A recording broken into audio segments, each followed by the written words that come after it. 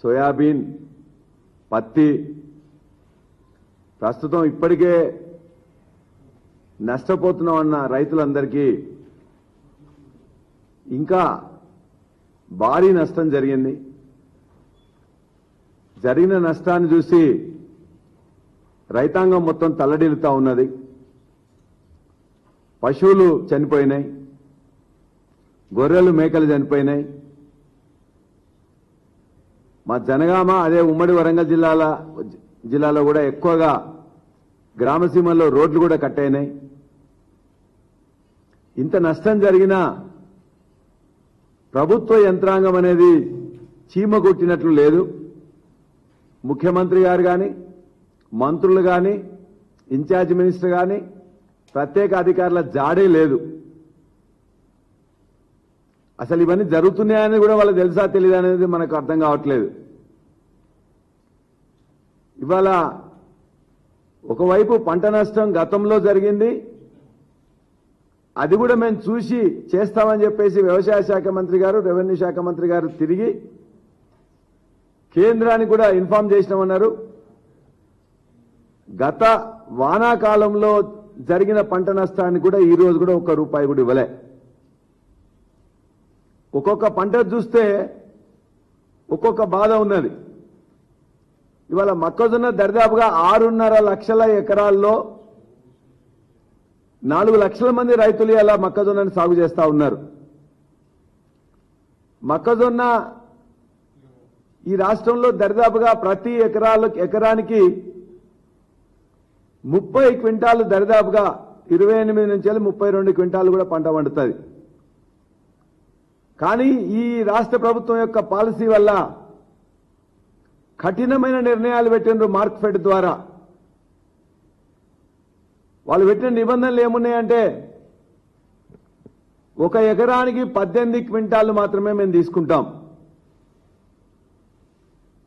ఆ ఎకరం భూమి ఎవరనేది ఆ ఓనర్ వచ్చి వేలిముద్ర వేస్తేనే తీసుకుంటాం. కౌలు రైతులది తీసుకోం. అంటే కౌలు రైతులకు మొత్తం కూడా మేము మొత్తం ఆకాశాన్ని తీసుకొచ్చేసి ఇక్కడ మీ చేతిలో పెడతాం, చంద్రుని తీసుకొచ్చి మీ చేతిలో పెడతాం అని చెప్పేసి కాంగ్రెస్ ప్రభుత్వం రాకముందు మాటలు చెప్పింది. ఇవాళ మేము ప్రశ్నిస్తున్నాం, 30 క్వింటాలు వండితే నువ్వు 18 క్వింటాలే తీసుకుంటే మిగతా 12 క్వింటాలు ఎక్కడ అమ్ముకోవాలి, ఎట్లా అమ్ముకోవాలి, ఏ రేటుకి అమ్ముకోవాలి? అదేవిధంగా ఏదన్నా రైతు విదేశాలకు పోయినా, రైతు కౌలుకి ఇచ్చినా, రైతు ఇక్కడ లేకపోయినా, రైతు ఒకవేళ చనిపోయినా వాళ్ళ కుటుంబానికి ఇంకా వారసత్వం కింద ఆ భూమి మారకపోతే వ్యవసాయం చేయవద్దా? దరిదాపుగా 2602 మంది ఏఈఓలను గత ప్రభుత్వం నియమించింది కదా. పంటని రికార్డ్ చేస్తున్నారు కదా. ఏ సర్వే నెంబర్లో ఏ రైతు పంట వస్తుందో మీకు తెలుసు. ఎందుకు వేలిముద్రలు కావాలి? ఎందుకు రైతుల్ని ఈ విధంగా అవస్థ పెడుతున్నారు? రైతు కౌలుకి ఇవ్వద్దని చెప్పేసి మీరేమన్నా రాసి పెట్టినరా? ఈ విధంగా మొక్కజొన్న రైతుల ఉసురు తీసుకుంటున్నారు. ఆ మొక్కజొన్న రైతుల గురించి మొన్ననే ఒక పత్రిక ఈ యొక్క మొక్కజొన్న మీద ఈ ప్రభుత్వాన్ని ఒక తిక్క పాలసీ అని చెప్పేసి కూడా, మక్క తిక్క అని చెప్పేసి మీ పత్రికలే రాసినాయి, వేరే పత్రికలు కాదు. ఇలా ప్రభుత్వానికి బాకా ఊరే పత్రికలే ఇక మక్క తిక్క అని చెప్పి రాసినాయి. అంటే ఇవాళ 2400 ఇవ్వాల్సిన మొక్కజొన్నకి 1700-1800 రావట్లేదు. కాబట్టి ఇవాళ దరిదాపుగా మొక్కజొన్న రైతులు మళ్ళా నిన్న కూడా వర్షంలో చాలా నష్టపోయినారు. కాబట్టి మొక్కజొన్నను ఎకరానికి ఎంత పండితే అంత ఖచ్చితంగా తీసుకోవాలి. 28 క్వింటాలు కానీ 30 క్వింటాలు తీసుకోవాలని చెప్పేసి మేము కోరుతున్నాం. అదేవిధంగా మొక్కజొన్న రైతులకు ఏదైతే వేలిముద్ర కావాలన్నారో వేలిముద్రలు కాకుండా మీరు కావాలంటే మీ ఏఈఓతో టెస్ట్ చేసుకొని చెక్ చేసుకొని పండిన పంటను మొత్తాన్ని కూడా కొనుగోలు చేయాలని చెప్పేసి మేము డిమాండ్ చేస్తా ఉన్నాం. కౌలు రైతులకు వాళ్ళు కష్టపడి పండిస్తే మేము తీసుకోము, లేకపోతే ఆ యొక్క రైతును తీసుకురావాలని చెప్పేసి ఏదైతే మీరు చెప్తుందో కరెక్ట్ కాదు. కాబట్టి ఆ కౌలు రైతులు పండించిన మొక్కజొన్నను కూడా తప్పనిసరిగా కొనాలని చెప్పేసి మేము కోరుతా ఉన్నాం.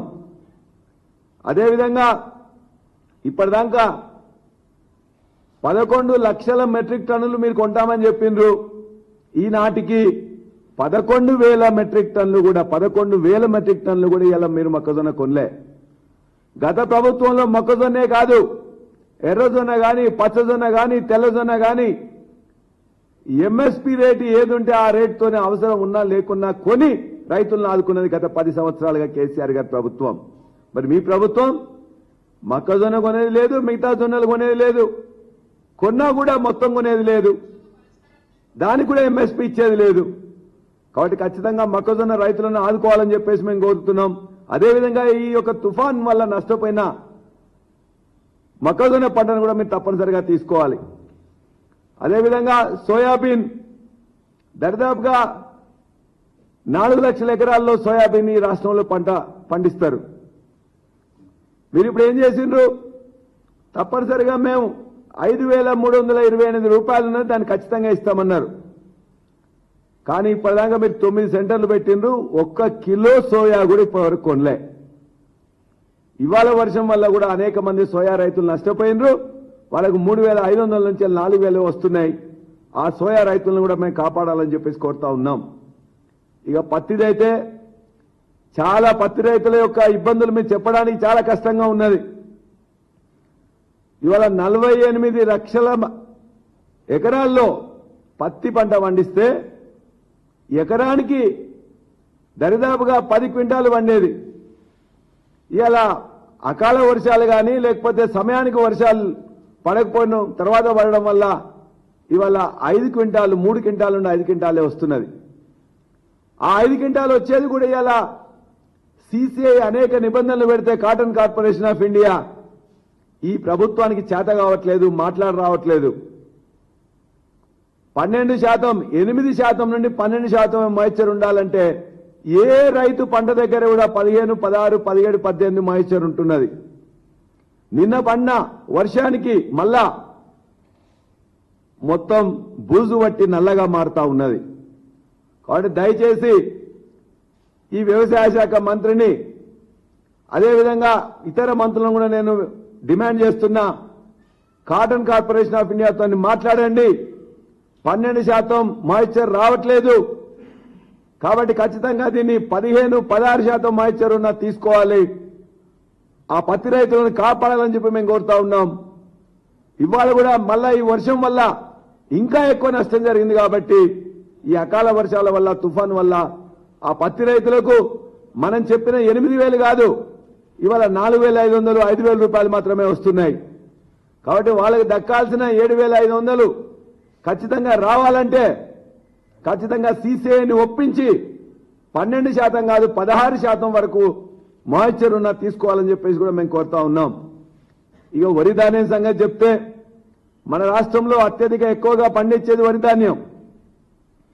ఆ వరి ధాన్యానికి మీరు గతంలో కేసీఆర్ గారి ప్రభుత్వం అయితే 7,500 కేంద్రాలు ఓపెన్ చేసి ప్రతినిత్యం కూడా మానిటర్ చేస్తూ వాళ్ళకు కావాల్సిన టార్పాలిన్స్ ఇచ్చి నెల రోజుల ముందే మొత్తం కూడా వాటన్నిటి కూడా రైస్ మిల్లతోని మ్యాపింగ్ చేసి ఇచ్చేవాళ్ళం.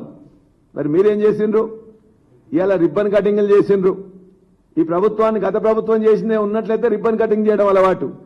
అట్లానే ఈ యొక్క కేంద్రాలకు ఓపెనింగ్ కోసం అని చెప్పేసి రిబ్బన్ కటింగ్ చేసిండు, కొబ్బరికాయలు కొట్టిండు. కానీ 4,000 కేంద్రాల్లో ఇప్పటిదాకా కూడా తగిన ఏర్పాట్లు చేయలే. వాళ్ళకు కావాల్సిన టార్పాలిన్లు ఇవ్వలే. దరిదాపుగా 50% కోతలు జరిగినాయి. ఆ 50% జరిగిన కోతల్లో కూడా ఇవాళ నిన్న తుఫాన్ వల్ల ఇవాళ మార్కెట్లో ఉన్నాయి కానీ, కల్లాల్లో ఉన్నాయి కానీ, కొనుగోలు కేంద్రాల్లో ఉన్నాయి కానీ మొత్తం కూడా నువ్వు టార్పాలిన్లు ప్రొవైడ్ చేయకపోవడం వల్ల మొత్తం తడిసి ముద్దయినాయి, కొట్టుకుపోయినాయి. దరిదాపుగా ఇవాళ ఇప్పటికైనా బుద్ధి తెచ్చుకొని ఈ యొక్క రైతులను కాపాడడం కోసం ఖచ్చితంగా టార్పాలిన్లు అందజేయాలి. వెంటనే ఏదైతే కొనుగోలు కేంద్రాలకు మ్యాపింగ్ ఇంకా రైస్ మిల్లర్స్ తో జరపలేదో వెంటనే జరపాలి. తడిసిన ధాన్యాన్ని కూడా కొనాలి. ఇంతకుముందున్న గతంలో ఉండే 1200 కోట్లు ఇప్పటి వరకు కూడా సన్న ఓట్లకు బోనస్ ఇస్తామని చెప్పి ఇవ్వలేదు. అది కూడా వెంటనే గత బోనస్ ఇవ్వాలి. తడిసిన ధాన్యాన్ని కొనాలి. ఈ యొక్క దొడ్డు ఓట్లకు కూడా బోనస్ ఇవ్వాలి. ఖచ్చితంగా వరి ధాన్యం కేంద్రాలలో సరైన నిర్వహణ పద్ధతులు పాటించాలని చెప్పేసి మేము కోరుతా ఉన్నాం. ఇవాళ మేము చెప్పడం కాదు, నిన్న జరిగిన ఇవన్నీ చూస్తే ఇవాళ మీకు అనుకూలున్న పత్రికల్లో ఈ యొక్క కల్లోలం ఏముందో చూడండి. ఇవాళ ఈ పత్రికలను ఎవరియో చూడండి.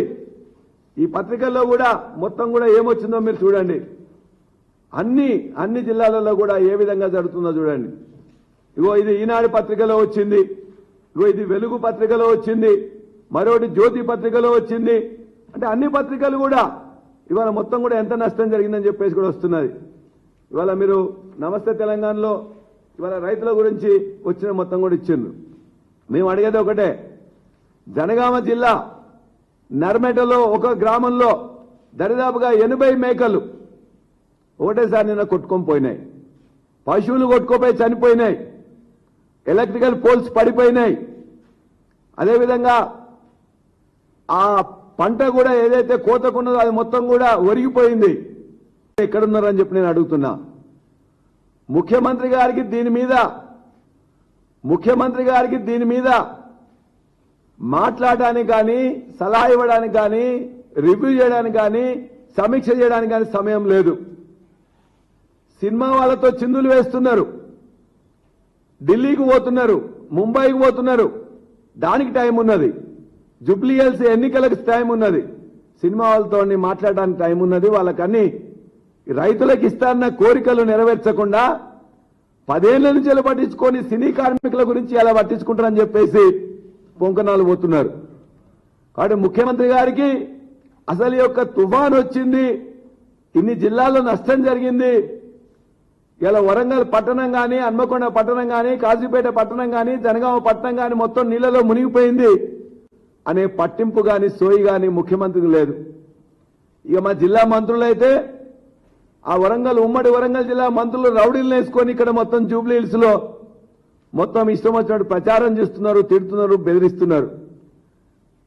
6 జిల్లాలున్న ఉమ్మడి వరంగల్ జిల్లాలో అత్యధిక నష్టం జరిగితే ఇలా కాలువలు కానీ, చెరువులు దిగి మొత్తం కూడా ఇవాళ హన్మకొండ పట్టణంలో 125 కాలనీస్ మొత్తం మునిగిపోతే అక్కడున్న ఏ మంత్రి ఇంతవరకు పోలే, ఏ ప్రత్యేక అధికారి ఇంతవరకు రాలే, ఇన్ఛార్జ్ మంత్రులు రాలే. కాబట్టి మంత్రుల పరిస్థితి, మంత్రుల పరిస్థితి, వరంగల్ జిల్లా మంత్రుల పరిస్థితి ఆ విధంగా ఉన్నది. ఇక ఇన్ఛార్జ్ మంత్రి, మాకున్న ఇన్ఛార్జ్ మంత్రి గారు ఇవన్నీ వదిలిపెట్టి తన యొక్క జన్మదిన సంబరాలలో మునిగి తేలుతా ఉన్నాడు. ఈ రాష్ట్రం వచ్చిన తర్వాత అత్యధికమైన ఈ యొక్క ఖజానా నుంచి పైసలు ఎవరు తీసుకున్నారంటే మా ఇన్ఛార్జ్ మంత్రిగా ఉన్నతనే. మొత్తం కూడా ఆ జిల్లాలో ఉండే అన్ని కాంట్రాక్ట్ కూడా చివరికి సమ్మక్క సారక్క దగ్గర ఉన్న కాంట్రాక్ట్ కూడా వదిలిపెట్టకపోతే ఆ మంత్రులే వాళ్ళు ఫిర్యాదులు చేసుకుంటూ రోడ్ల మీదకి వస్తూ గన్లతో బెదిరిస్తూ మొత్తం మీద వాళ్ళ వివాదాలన్నీ కూడా వాళ్ళు పంచుకోవడానికే తప్ప ఇలా రైతులు నష్టపోయినరు, పంట నష్టం జరిగింది, వాళ్ళకేమన్నా ఇప్పిద్దామని చెప్పే సోయి ఏ ఇన్ఛార్జ్ మంత్రి కానీ మంత్రులకు కానీ లేదు. 14 మంది మంత్రులు కూడా దాని గురించి మాట్లాడలేదు.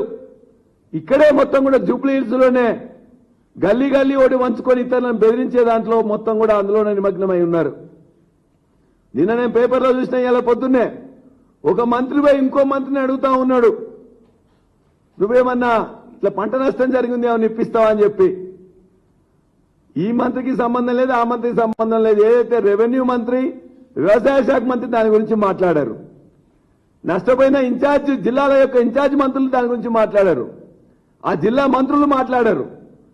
కానీ సంబంధం లేని ఒక మంత్రి ఇంకో మంత్రితో అడుగుతా ఉన్నాడు. నేను కొట్టినట్టు చేసి నేను ఏడ్చినట్టు చేస్తానే విధంగా ఈ మంత్రుల పద్ధతి ఉన్నది. మంత్రులు దోచుకోవడంలో, పంచుకోవడంలో, వివాదాల్లో మునిగిపోయింది తప్ప లక్షలాది ఎకరాల్లో పంట నష్టం జరిగితే వ్యవసాయ శాఖ మంత్రి అవపడ్డాడు, రెవెన్యూ మంత్రి అవపడ్డాడు, ఇన్ఛార్జ్ మంత్రి అవపడ్డాడు, జిల్లా మంత్రులు అవపడ్డారు, ముఖ్యమంత్రి అవపడ్డారు. అంటే ఇంత కష్టంలో ప్రజలుంటే కూడా, రైతులుంటే కూడా గత సంవత్సరం ఇవ్వాల్సిన పంట నష్టం కూడా ఇవ్వకుండా ఇప్పుడున్న పంట నష్టానికి కూడా ఎవరు లేరు. మేము ప్రత్యేక అధికారులు వేసినామని ఇంతకుముందు ఎప్పుడో పేపర్లో చూసినా ఒక్క ప్రత్యేక అధికారి కూడా లేడు, ఒక్కడు కూడా రాలే. వరంగల్ గాని, ఖమ్మం గాని, నల్గొండ గాని నిన్న జరుగుతున్న నష్టం చూడటానికి గాని, పరిశీలించడానికి గాని, కనీసం అంచనా వేయడానికి గాని ఇప్పటిదాకా మంత్రులు గాని, అధికారులు గాని ఎవరు రాలే. పాపం కలెక్టర్ ఏదో ప్రయత్నం చేద్దాం అనుకున్నారు, కానీ వాళ్ళు ఉత్సవ విగ్రహాలు, వాళ్ళ దగ్గర ఒక్క పైసా కూడా లేదు. మా జనగామలో గానుగపాడు దగ్గర 2 సంవత్సరాలు ఇప్పటిదాకా 10 సార్లు కొట్టుకుపోయింది ఒక బ్రిడ్జ్. జనగామ నుంచి హుస్నాబాద్ పోతుంది. జనగామ ప్రజలే కాకుండా మొత్తం కూడా రాష్ట్ర ప్రజలు అనేక మంది కూడా హుస్నాబాద్ కూడా దగ్గర దారి నర్మట, తరిగొప్పుల మా గ్రామాలు, మా యొక్క మండలాలే కాకుండా హుస్నాబాద్ పోతుంది. నేను స్వయంగా R&B మినిస్టర్ కోమటిరెడ్డి గారికి రిప్రజెంటేషన్ ఇచ్చిన, మా ఇన్ఛార్జ్ మినిస్టర్ పొంగులేటి శ్రీనివాసరెడ్డి గారికి రిప్రజెంటేషన్ ఇచ్చిన, ఫైనాన్స్ మినిస్టర్ బట్టి విక్రమార్క గారికి ఇచ్చిన. ఎంత పని అయ్యేది?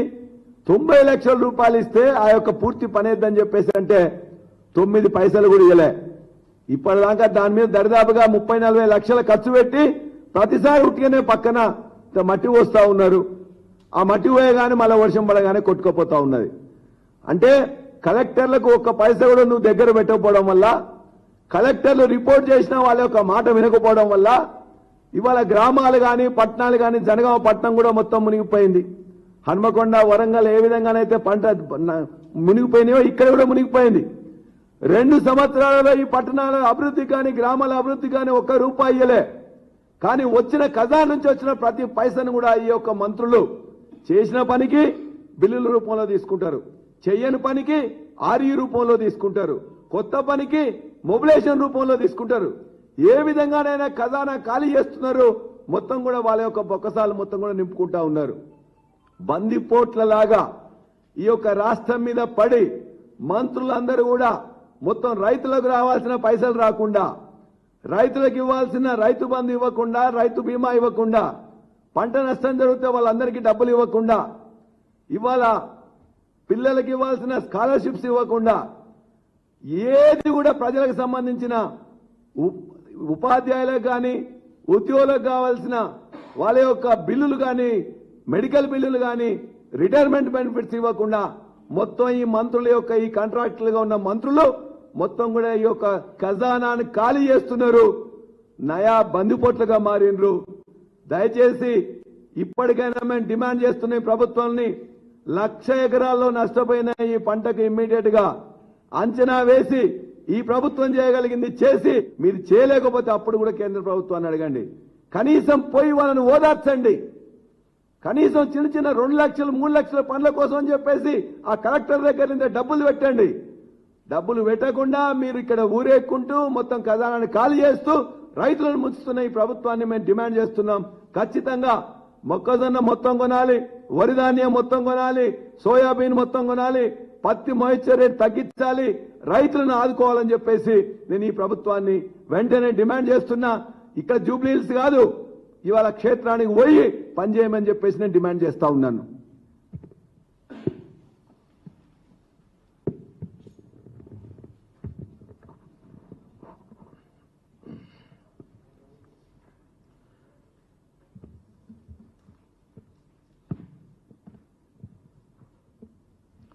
మీడియా మిత్రులకు నమస్కారం. పల్లా గారు అనేక విషయాలు చెప్పడం జరిగింది. మెంతా తుఫాను వాస్తవంగా ఆంధ్రప్రదేశ్లో తీవ్ర నష్టం చేస్తుందనేది అందరూ భావించారు. కానీ దాని ప్రభావం తెలంగాణలో ఉన్నటువంటి ఖమ్మం, ఉమ్మడి నల్లగొండ, ఉమ్మడి వరంగల్, మహబూబ్ నగర్ జిల్లాల్లో పెద్ద ఎత్తున విధ్వంసం సృష్టించింది. ప్రధానంగా నష్టపోయింది రైతాంగం. పేపర్లు వాళ్లకు అనుకూలమైనటువంటి కాంగ్రెస్ పార్టీకి అనుకూలమైన పేపర్లోనే పెద్ద ఎత్తున వార్తలు రాశారు. వెలుగు పేపరు ఇక్కడ ఇన్ఛార్జిగా జూబ్లీ హిల్స్ ఎన్నికల్లో ఇన్ఛార్జిగా ఉన్నటువంటి వివేక్ గారి పేపర్ రాసింది. నేలవారినటి వరి, తడిసి ముద్దైన పత్తి, జాలువారుతున్న మిరప, మురిగిపోతున్న సోయా, వరదలో కొట్టుకుపోయిన ఒడ్లు, మక్కలు. ఇంత పెద్ద ఎత్తున నష్టం జరిగితే కనీసం ఒక సమీక్ష చేయాలనే ఒక ఆలోచన లేనటువంటి ప్రభుత్వం, ఒక దుర్మార్గమైన ప్రభుత్వం ఈ రాష్ట్రంలో ఉంది. దున్నపోతు కనుక నిద్రపోతున్నటువంటి ఏ విధమైన పరిస్థితి ఉందో ఈ రాష్ట్ర ప్రభుత్వ పరిస్థితి ఆ విధంగా ఉంది. రైతులకి నష్టం జరిగితే గతంలో కూడా ప్రకృతి నష్టాలు జరిగినప్పుడు అది వరద కానివ్వండి, వ్యవసాయాలు నష్టపోయినా కానీ, భద్రాచలంలో పెద్ద ఎత్తున వరదొస్తే గోదావరికి కేసీఆర్ గారు స్వయంగా ఆనాటి ముఖ్యమంత్రిగా పర్యటన చేశారు. అక్కడ ప్రజలను ఓదార్చారు, వారి కన్నీళ్లు దుడిచారు. ఖమ్మం జిల్లాలో అనేక మండలాల్లో, వరంగల్ జిల్లాలో అనేక మండలాల్లో మొక్కజొన్న రైతులు నష్టపోతే స్వయంగా కేసీఆర్ గారు వెళ్లి వారికి ఓదార్చి ఎకరాకి 10,000 రూపాయలు ఇవ్వటం జరిగింది. రాష్ట్రంలో జరిగినటువంటి అనేక వరదల్లో అటు కేటీఆర్ గారు, హరీష్ రావు గారు క్షేత్రస్థాయిలో పర్యటించి ఆ బాధితుల్ని ఆదుకొని వాళ్ళని ఓదార్చిన సంఘటనలు ఉన్నాయి. కానీ ఇవాళ ఈ మంత్రులు ఎక్కడున్నారు, ముఖ్యమంత్రి ఎక్కడున్నాడు అర్థం కాని పరిస్థితి తెలంగాణ బిడ్డలకి అర్థం కాని పరిస్థితి. ఎందుకంటే నిన్న ఒక చిన్న హృదయ విదారకమైనటువంటి సంఘటన, ఖమ్మం జిల్లాలో కొణిజర్ల మండలం నిమ్మవాగు పొంగి పొర్లింది. అది ఎప్పుడు పొంగి పొర్లుతూనే ఉంటుంది, కొంచెం వరద వచ్చినా అది పొంగుతూనే ఉంటుంది. ఎందుకంటే అది వైరా రిజర్వాయర్కి ఫీడింగ్ చేసేది. ఒక డీసీఎం డ్రైవరు ఆయనకు తెలియక అక్కడికి వెళ్ళిపోతే ఆ వరదలో కొట్టుకొని పోయాడు. మరి అక్కడున్న పోలీస్ యంత్రాంగం ఏం చేస్తుంది, రెవెన్యూ యంత్రాంగం ఏం చేస్తుంది? మీకు కనీసం బారికేడ్లు పెట్టాలనేటువంటి కామన్ సెన్స్ కూడా మీకు లేదా ఈ రాష్ట్ర ప్రభుత్వానికి? అక్కడున్న స్థానిక ప్రజలు పాపం ఆదుకోవటానికి పోయారు.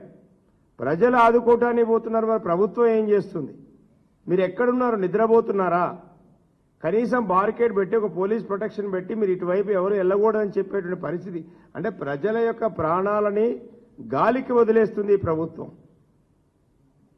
అట్లాగే అనేక ప్రాంతాల్లో రోడ్లు జలమయమైపోయినాయి. స్వయంగా ఈ రాష్ట్రానికి డిప్యూటీ ముఖ్యమంత్రిగా ఉన్న బట్టి విక్రమార్క గారు ప్రాతినిధ్యం వహిస్తున్న మధిర పట్టణంలో నిన్న ప్రజలు పెద్ద ఎత్తున ఆందోళనకు దిగారు. అయ్యా మమ్మల్ని రక్షించండి, ఈ వరద నుంచి మమ్మల్ని రక్షించండి, ఎన్ని సంవత్సరాలు ఈ బాధ పెడతామని. ఆయన ఇప్పుడు 4 సార్లు ఎమ్మెల్యే, అక్కడి నుంచి 4 సార్లు ఎమ్మెల్యే గెలిచాడు. కానీ 4 సార్లు ఆయన చేసింది శూన్యం. ప్రజలు నిన్న పెద్ద ఎత్తున మీ మీడియాలోనే వచ్చింది, మమ్మల్ని రక్షించండి మహాప్రభు, మీరు హైదరాబాద్ వదిలిపెట్టి మధిరకు రండి, మమ్మల్ని రక్షించండి అని ప్రజలు రోడ్లెక్కి గొడవ చేశారు. ఖమ్మం నడిబొడ్డున బైపాస్ రోడ్లో డ్రైనేజీ వ్యవస్థ అస్తవ్యస్తమై వాటి మెయింటెనెన్స్ లేక, వాటి డబ్బులు ఇవ్వలేక, ప్రభుత్వం డబ్బులు ఇవ్వలేక మున్సిపాలిటీ చేతులు ఎత్తేస్తే నిన్న వరద నీరు మొత్తం రోడ్ల మీద విలయట తాండవం చేసింది. ఇళ్లకు నీళ్లు వచ్చినాయి, ప్రజలు రోడ్ల మీద ఆందోళన చేశారు. ఓ పక్కనేమో జిల్లాకి 3 మంత్రులు ఉన్నారనేటువంటిది పేరుకు మాత్రం గొప్పగా కనపడుతుంది, కానీ వారి పని విధానం మాత్రం శూన్యం. ఇంకొక ఆయన బీహార్ పోయిండు, బీహార్ ఎన్నికల్లో మునిగి తేల్తా ఉన్నాడు. ఖమ్మం పట్టదు ఆయనకి, ఖమ్మం గురించి ఆలోచన లేదు. అంటే ఈ రాష్ట్రంలో ఒక పక్కనేమో పక్క రాష్ట్రం కమాండ్ కంట్రోల్ పెట్టి నష్టం జరగకుండా మంత్రులు, అధికారులు అందరూ కలిసి అక్కడ పక్క రాష్ట్రంలో పనిచేస్తే, ఈ రాష్ట్రంలో మాత్రం మంత్రులందరూ కూడా ప్రజల్ని గాలికి వదిలేసి వారు మాత్రం బ్రహ్మాండంగా ఎవరికి నచ్చిన పద్ధతిలో వాళ్ళు తిరుగుతూ ఉన్నారు.